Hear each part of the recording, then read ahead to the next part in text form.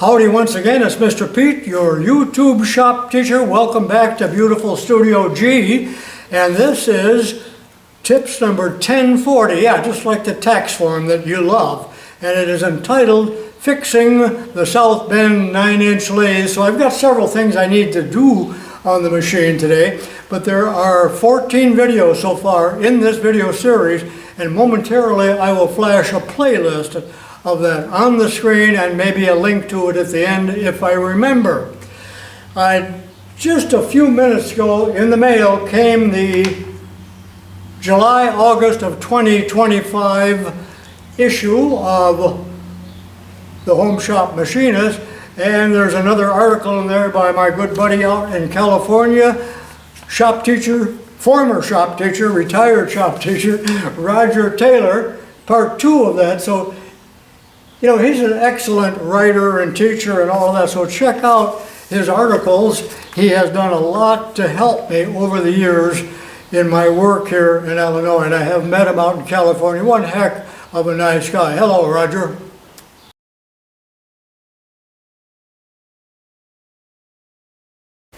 Thank you not only to Roger, but thank you to the many, many people that have reached out and helped me.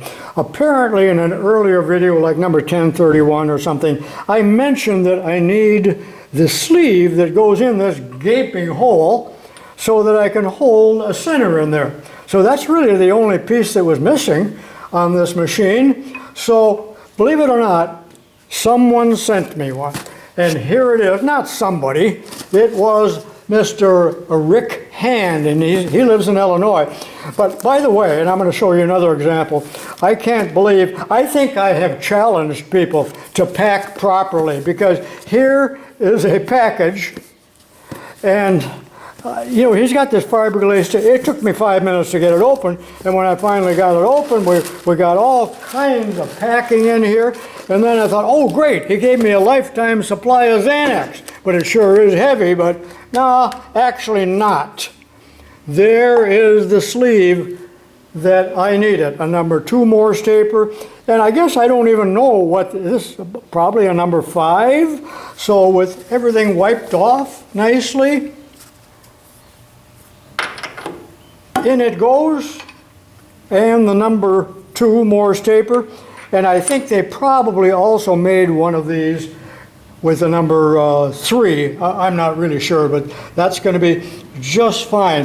And then the other comical thing is that just, a few days ago, I heard from Roger Taylor out in California. I've just been talking about it, and he said, I think I have one of these. Let me see if I can find it and I'll send it to you. Well, thank you, Roger. Too late, I got it. And thank you to Mr. Hand for sending this, because that's kind of an obscure part. You definitely won't find it at Walmart. By the way, I'm shooting this with my new, that is used, Sony Handycam that came out of Oregon, and I paid over $100 for it used as a 10-year-old camera, but it seems to be working fine. I hope it continues, because I can get nice close-ups with it. Well, it just rained out. You can see the curtain is blowing, but anyway, in one of the videos, I mentioned, that I was missing the sheet metal cover that goes over here, because we do not really want chips to get into the telescoping taper attachment. So someone, and I looked through all the manuals and I could not find one. I was thinking, well, the one that I did have, wherever I saw it, probably was homemade, but no, someone, and I get an awful lot of correspondence, so forgive me for not remembering the names. But anyway, I made this, it's just 24 gauge or less, with a hole in the middle, and the originals had a dimple. Well, I tried to make dimples that would fit into the slot here by punching halfway through. I was not successful, so I cut a couple little pieces of 1/2-inch stock and used some drive pins, and that fits just nice. And then of course the handle goes back on if it hasn't fallen totally into the abyss. So that's done. In one of the other South Bends, I made these little plugs oil plugs that were missing on this machine and probably yours as well. Although a couple guys told me that, and this is the one that I originally made. A couple guys told me that they did have them and they were painted over, so nobody knew what they were. But I did hear from a man, and I guess it was the man that talked about this. He said, hey, you're missing one down here. I had no idea. So I made another one, but the reason, he is the man that said it was in there. You know, it was a 70 or 80-year-old machine, but it had 10 coats of paint on it. So somebody just thought it was decoration and painted over it, but in fact, it's an oil hole plug. I don't really get the need for it here because once a day you're giving this thing a half a revolution. Doesn't need a whole lot of oil, but I guess it couldn't hurt. Now, I'm not done talking about oilers, so stay with me. So this machine is old enough to where it had the boss right here for a dauber for the tailstock oiler. Well, just 15 minutes ago, well, let me back up. This hole was plugged. It looked like a brass plug about 1/8 of an inch down, and it was kind of rounded off. So I mounted this on the Bridgeport, and I put a 5/16 end mill in there, and then finally this came loose, and I pulled it out, and this is most unusual. See that orange stuff? I believe that is probably red lead. I wanted to say red, white lead, but can you see a little bit of it in there? Now I'm going to wipe this off here and you'll be surprised. Well, I wiped it off a little bit, but it's bent, but you can see that this is the original oiler apparently, but someone hammered it in there so deep that I was only seeing a little top of the ball. Well, now I've ruined it, but I didn't know what was in there. And remember that this lead, if that's what that is, it is poisonous, so I'm not going to light up a cigarette right now. Of course, I haven't lit one up in 81 years, so it's not going to happen. But this one is bent a little bit as well. So I will come up, not in this video, and clean this hole out because it's just packed with that red material. But I found that to be interesting archaeology. Don't you? Leave a comment if you like this. I believe there's a Gitz oiler probably missing right here. Let me know, but sometimes I look back in the old literature, you know, and you might see that there's an oiler on there. So, and why this tailstock never did get painted an ugly green like the rest of the machine, I do not know. By the way, this machine will probably be available for sale later in this year. The year is 2025. A lot of cleanup and derusting still needs to be done. Now, I do not understand here why there's a little bit more of that sleeve sticking out than I would have thought. No big deal, other than when we hold work between centers, the dog would have to have a long tail, like a spider monkey. And now, one more very interesting thing, and you know, when I am making a video and I say things, I'm not used to people listening. Why is that? Because I was a teacher for 35 or 40 years, and I just expect people not to listen to me.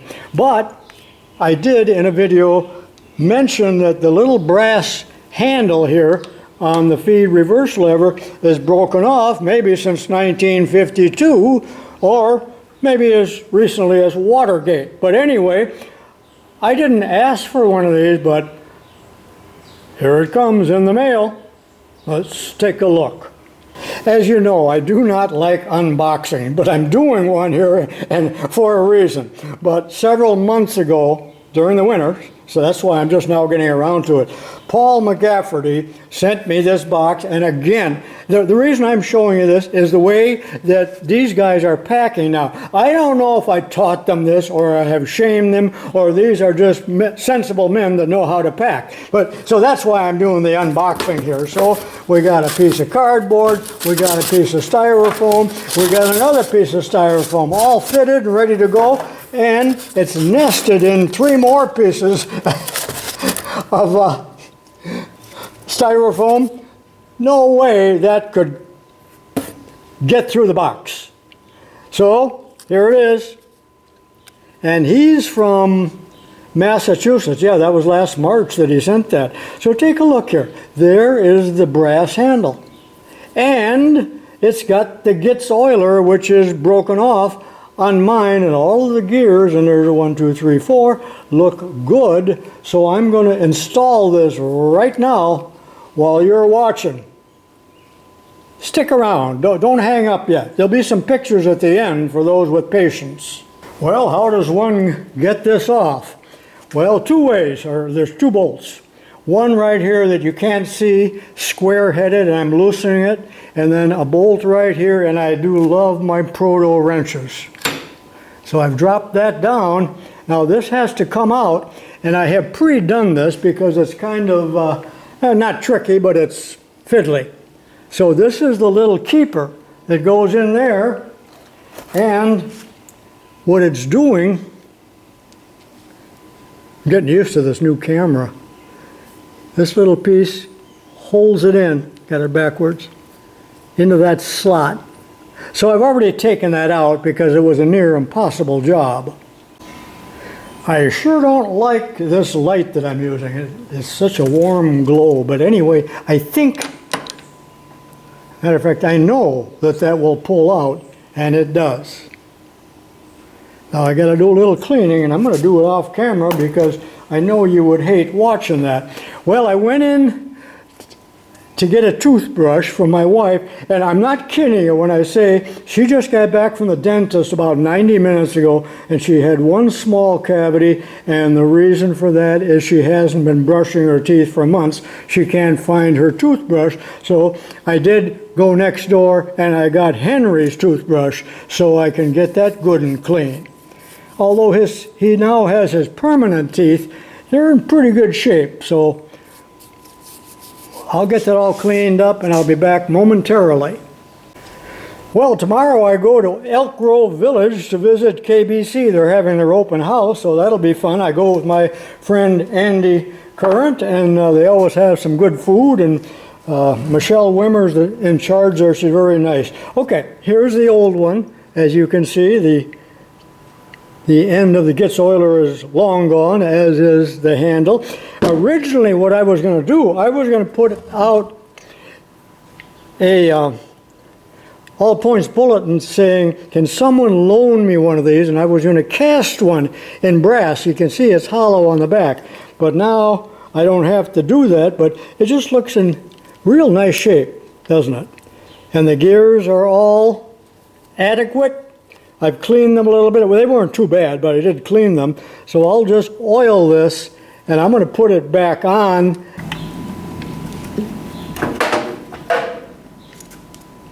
Well, I said I wasn't going to show it, but I guess I am, a little bit of it anyway. Thank you, Eli Whitney, for interchangeable parts. So the only tricky part here is putting this little keeper in, and that I truly will do off camera. Well, the entire reverse gear went in there so nicely, but I do not see the slot for the keeper. I spoke too soon. I take back my what I said about Eli Whitney. There was a design change someplace at South Bend. I'm going to take this back off. We're going over to the bench, and I'll show you the difference between the two and try to figure out what I'm going to do. Nothing in life is easy, is it? Okay, at first glance they look the same, but they're not. So this is the old one, and look at the slot there. This is the new one, and the slot, where is it? It's right there. So they aren't the same at all. Wow. It's 10 minutes later, and I had my thinking cap on. What I'm going to do, at least for now, I'm going to see if I can take the brass lever off and swap it onto this. And if that's successful, I will attempt to swap the two Gitz oilers as well. I'm not going to show any of that because it might well be a failure. So I'm driving the pin out. I'm still not sure whether or not it's a tapered pin or just a pin, but I did get it started.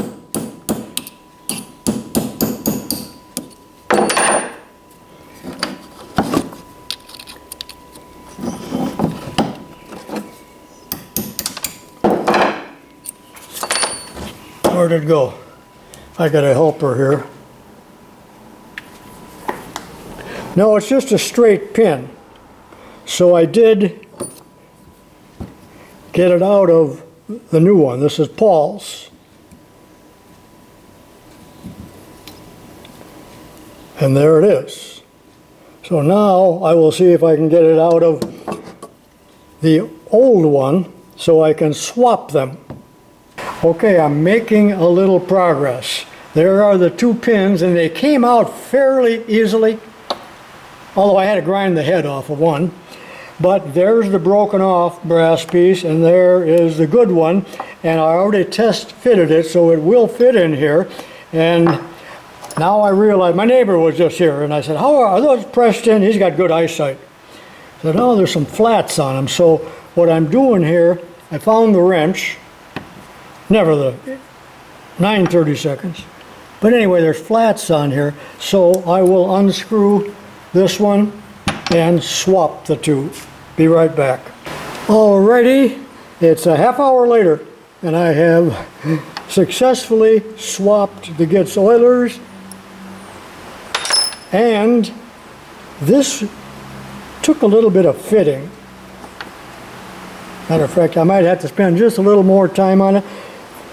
They are not exactly the same, so I did file a little bit off of the end of the brass rod, but it's ready to go onto the machine, and I truly will do that off camera and see you in a few minutes.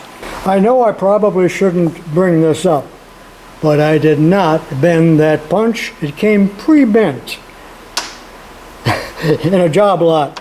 The little ones are, if they've been used once, I mean once, they are bent. Anybody disagree with me? So there it is, the broken off part, the old oiler, and I got plenty of gears here. I'll probably examine each gear off camera, and if there's one gear on one set or the other that is better, I will swap them out. But they all look fairly good. Okay, there it is. Very nice. Now let me get this up into place, all tightened down. Then I got to put the guard on. Testing, testing.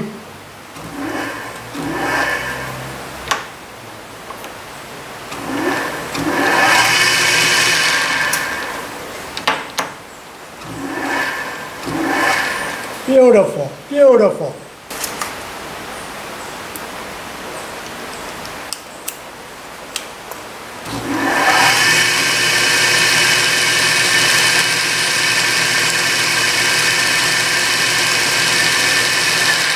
Do you see that oil spray out? Well, I've still got a little cleanup work to do, but I'll put the cover on and I'm going to call this video done. And again, a 5-minute job turned into a 90-minute job. Typical, isn't it? But it's fun. Well, I sure do wish my closing and my Atlas lathes ran this quietly. I think you can hear me over the roar.